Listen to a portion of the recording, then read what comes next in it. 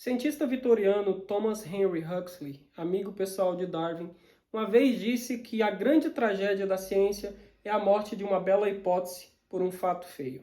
Teorias científicas bem elaboradas, bem complexas, na visão do Huxley, poderiam ser desmontadas ou até mesmo derrubadas completamente, devido à existência de um fato feio que não encaixa com as previsões da teoria. É claro que isso é um exagero, a gente não desiste de tudo assim tão fácil, mas a gente sabe que um fato, se ele for realmente feio, ele pode desgraçar uma teoria que era tão bela. E eu acho que tem um fato muito pouco falado, mas que veio à tona recentemente, sobre o caso de Varginha, que é realmente um fato feio e que derruba bastante o caso enquanto uma questão extraterrestre. E é sobre isso que a gente vai falar hoje, no primeiro vídeo do canal Operação Fogo no Céu. Seja muito bem-vindo.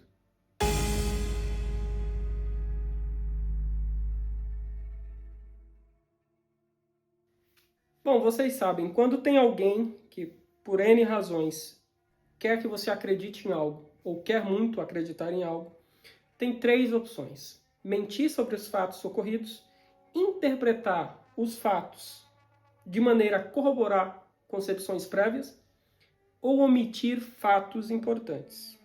Eu não quero lidar aqui nem com mentira, nem com interpretação equivocada de coisas, embora assim a gente vai tocar nisso.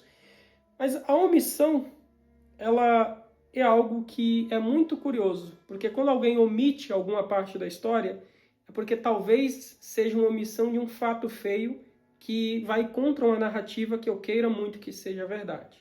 Ou que a pessoa, né, no caso, que está transmitindo aquela narrativa, gostaria muito que fosse a verdade. O caso Varginha, assim como muitos casos ufológicos, ele tem muito de mentira, ele tem de interpretação equivocada ou enviesada de fatos.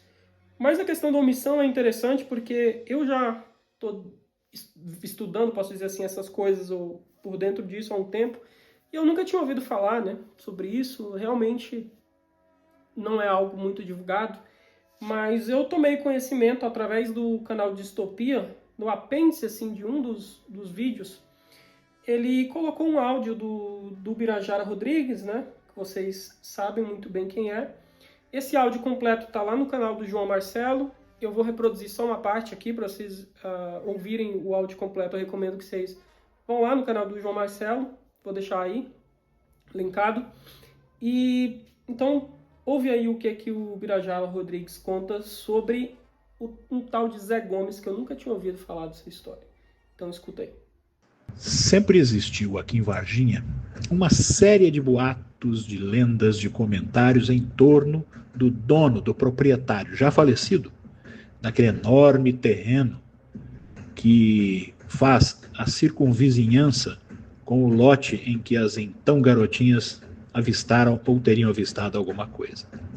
É um pasto enorme que vai até dentro da cidade, passando para um bairro ali, numa rua, numa avenida muito íngreme, que depois chega na ponte, que chega naquele ginásio coberto, ali ao lado da famosa clínica em que ou para que teria sido levada a criatura, apesar de ter sido num sábado, e aí as coisas vão se controvertendo ou contradizendo. Muito bem, o dono desse terreno chamava-se Zé Gomes.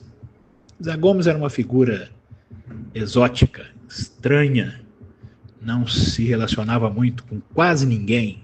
O boato que girava em torno desse Zé Gomes, proprietário daquele terreno onde tudo aconteceu aí na nossa história, é que ele tinha parte com o diabo. Por que tinha parte com o diabo? Segundo dezenas de anos as pessoas em Varginha comentavam isso. Porque ele fazia, ou dizem que fazia, rituais de magia, chamada magia negra. E que ao praticar magia negra ele acabava conseguindo contato com entidades feias, esquisitas, que as pessoas nem pensavam em extraterrestres ou de outro planeta, mas sim espécies de espíritos ruins, de demônios, enfim. Num belo dia, nós tínhamos no nosso grupo de ufologia e de parapsicologia em Varginha, que funcionava na Associação Médica, a figura de Malhos de Figueiredo. Malhos de Figueiredo era um engenheiro eletricista. E o Mário de Figueiredo, apesar disso, se interessava muito por todos esses assuntos e tinha contato com um sujeito que nada a ver com o Zé Gomes, mas esse sujeito, segundo consta aí da cidade, era bem mais moço que Zé Gomes, praticava também atos de magia, rituais diversos, era um esoterista que misturava uma série de linhas e de práticas de magia, enfim. E Mário de Figueiredo o conhecia muito. Em quase todas as nossas reuniões que se davam uma vez por semana, nas sextas-feiras, na sede da Associação Médica, Malhos contava uma proeza dele, rindo, etc., mas contava porque era muito interessante na prática esotérica e ritualística desse cidadão. Um belo dia, Malhos chegou e nos contou o seguinte: olha, fulano de tal disse que hoje conseguiu o que ele sempre quis. Através de rituais que ele vinha insistindo há muito tempo com eles, ele conseguiu abrir uma espécie de portal, que hoje se fala em portal dimensional, né? Na época, certamente, ele não usou essa expressão, mas a expressão portal, sim. Ele abriu este portal e por eles passaram várias criaturas estranhas, que ele até se assustou com elas, que pareciam pequenos demônios magros, que tinham chifres, não falou quantos, olhos vermelhos esbugalhados, pareciam humanos, mas não eram, e ele conseguiu fazer com que vários ou várias dessas criaturas passassem por esse portão, ou portal, né, melhor dizendo. Então Mários voltou naquela semana a conversar com ele, o sujeito estava apavorado, que tinha tentado desfazer a coisa e conseguido mais ou menos, mas descobriram a forma de abrir este portal e ficaram com medo disso. Sob a insistência de Mários, onde é que ele havia praticado esse ritual, ele disse que procuraram dentro de uma cidade, uma região que tinha bastante árvore, bastante coisa, porque isso fazia parte da ritualística, e fez este ritual, ou teria feito, e conseguido a abertura desse portal, exatamente ali no terreno do José Gomes. Então perceba, a gente tem aqui um fato bem feio, porque isso é antes do caso Varginha, muito antes, tinham esses boatos então sobre o Zé Gomes, e não é muito curioso que nesses boatos você tenha basicamente a descrição da criatura que viria a ser conhecido como ET de Varginha? É muita coincidência, não é? Que aquelas meninas tenham visto logo uma criatura que o pessoal há anos, né, falava que era, sei lá, um dos demônios ali invocados naquele ritual. Isso é interessante porque, primeiro porque é uma omissão que fazem, o documentário do James Fox não fala disso, por exemplo. E segundo, porque algo que eu já falei na minha coluna, né, científica lá na questão de ciência, é que a gente não interpreta as coisas só com base puramente no raciocínio lógico. Aquilo que a gente absorve culturalmente, o que faz parte do nosso background, né, esse caldeirão cultural e de crenças mais amplo, no sentido religioso, do que acreditamos ser a vida no universo e tudo mais, e isso influencia muito em como a gente vê o mundo e interpreta alguns fatos. Então eu não estou dizendo aqui que as meninas mentiram, como diz o Birajara Rodrigues, má fé eu considero como a última explicação. Então não estou dizendo que elas mentiram, mas não seria interessante considerar que talvez a influência cultural e de crenças tenha condicionado a mentalidade daquelas meninas de tal maneira que elas viram algo, e eu não nego isso, mas interpretaram de uma maneira completamente diferente? Eu acho que isso deveria ser considerado. E tem um outro trecho aqui do Ubirajara numa live no canal Nas Trilhas da Razão, que eu gostaria que vocês ouvissem também, porque é bem interessante o que ele tem a dizer. Vou colocar só um trecho aqui, vocês podem entrar lá no canal do rapaz e assistir por inteiro, eu recomendo, é bem interessante. E esses boatos sempre correram em Varginha, principalmente com base no maior deles, que ele tinha pacto com o demônio. A tal ponto que ele chegou a engarrafar um demoninho. Isso aí sempre correu em Varginha, esse tipo de boato. Eu nunca dei ouvidos para isso, porque eu também, no começo da pesquisa do caso, eu me dedicava mais àquilo que também era o meu viés. Seres extraterrestres, disco voador, nave de outro planeta. Esse pesquisador agora fez isso. E nós, João Marcelo e eu, fizemos até um vídeo narrando estas lendas para dizer que essa contribuição dele é muito importante. Neste ponto que você acabou de se referir, até que ponto essas lendas que se incorporaram à cultura da cidade influenciaram as testemunhas para que elas narrassem aquilo que, segundo elas teriam visto, teria o aspecto de um demoninho estilizado, né? Pele marrom, olhos vermelhos, etc, etc. Então, se vemos o que é mais plausível, nós temos que ver se há outras hipóteses. Qual outra hipótese? Suponhamos que as testemunhas em questão estejam andando por ali, tenham sido avisadas por uma pessoa que estava ali próxima, cuidado, existe um tarado atacando garotas aqui, parece que até já está sendo procurado pela polícia, alguma coisa assim.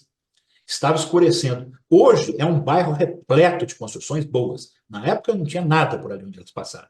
Porque, como dizemos por aqui, elas cortavam o caminho para chegar até a casa delas. Né? E o tempo não estava muito bom, etc. Passam cortando o caminho ali por um terreno que tinha um pouco de mato ainda, era um terreno baldio. Na hipótese, né? Vem alguém perto do muro agachado, se assustam por poucos segundos, nas minhas contas que eu fiz na hora lá, no dia seguinte ao avistamento, 5 a 7 segundos pela reconstrução que fizeram ali para mim. Pode ser que seja isso. E saem correndo apavoradas, uma influenciando a outra, desceram por outra rua distante, chegaram exaustas em casa, chorando e gritando, dizendo para a mãe, vimos um demônio. E aí a coisa se desenvolveu até hoje. O que é mais plausível? Como você acaba de colocar de forma perfeita. Que tenha sido um ser de outro planeta que tenha vindo aqui, sabe-se lá por que meios. Ficado ali no meio da cidade, num bairro bom da cidade, agachado em um muro, teria assustado algumas garotas? Ou é mais plausível que existisse alguém ali que elas se assustassem, psicologicamente se auto-influenciassem, travestissem aquilo, como dissemos aquela hora, das crenças delas, transformar aquilo em uma espécie de um monstro, por causa do susto, por causa do aviso que tinham recebido antes, do alerta da pessoa que estava ali, e chegaram em casa apavorados. O que é mais plausível? Será que até no raciocínio, ou melhor, no raciocínio da própria pseudociência, nós podemos aplicar a navalha de Ockham? Devemos. E é exatamente o que é mais simples. Pronto, como ele fala aí, né, eu acho que isso tinha que colocar no mínimo uma pulga atrás da orelha das pessoas que querem interpretar isso de o que aconteceu em Varginha como um caso de extraterrestres.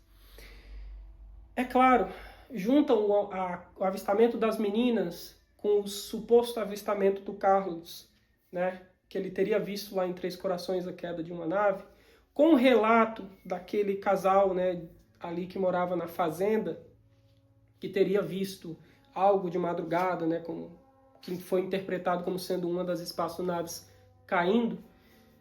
É muito fácil eu juntar pontos que não têm relação entre si e acabar interpretando de uma maneira que eu conecto esses pontos para produzir uma narrativa. Só que, às vezes, o mais simples pode ser a melhor explicação. As meninas viram alguma coisa, se enganaram. Lembrem-se que elas chegam falando com a mãe delas, ou a princípio a mãe delas interpreta como sendo algo mais, vamos dizer assim, sobrenatural, como sendo um demônio. Talvez até por conta do background das histórias dos Zé Gomes e tudo mais, né? Então, para mim, isso enfraquece muito o caso Varginha. E enquanto um evento, vamos dizer assim, de extraterrestre, e me incomoda muito que uma pessoa considerada como o mais brilhante ufólogo recente que a gente tem agora, por muitos, ao invés de reconhecer isso, essa pessoa dobra a aposta. O que essa pessoa fez? Ao invés de reconhecer que a gente pode explicar isso de uma maneira muito mais prosaica, essa pessoa propõe que agora o caso Varginha é mais consistente com o quê? Seres interdimensionais ou extradimensionais. Porque na história tem menção de que o fulano de tal com os rituais abriu o portal não sei de onde. Percebe como é trocar uma hipótese ruim por uma pior ainda? Porque vida em outros planetas eu diria que é até mais provável do que universos paralelos que... Claro, a gente não tem evidência de vida nem em nenhum outro planeta além da Terra, Mas universos paralelos, contatos de outras dimensões, abrindo portal e chegando aqui, muito menos. Isso é uma possibilidade teórica, física, que não tem nenhuma evidência, e não interessa se a pessoa que fala isso é física ou não. Não existe nenhuma evidência de que esse tipo de coisa acontece. Não é porque algo é possível matematicamente que ela se realiza no mundo físico no qual vivemos, tá bom? Então, queria trazer essa reflexão aqui. Vou deixar também linkado um vídeo no meu canal principal de ciência sobre como pensar ciência, que eu acho que seria interessante as pessoas da ufologia assistirem também. Eu vejo vocês na próxima e cuidado com o fogo no céu.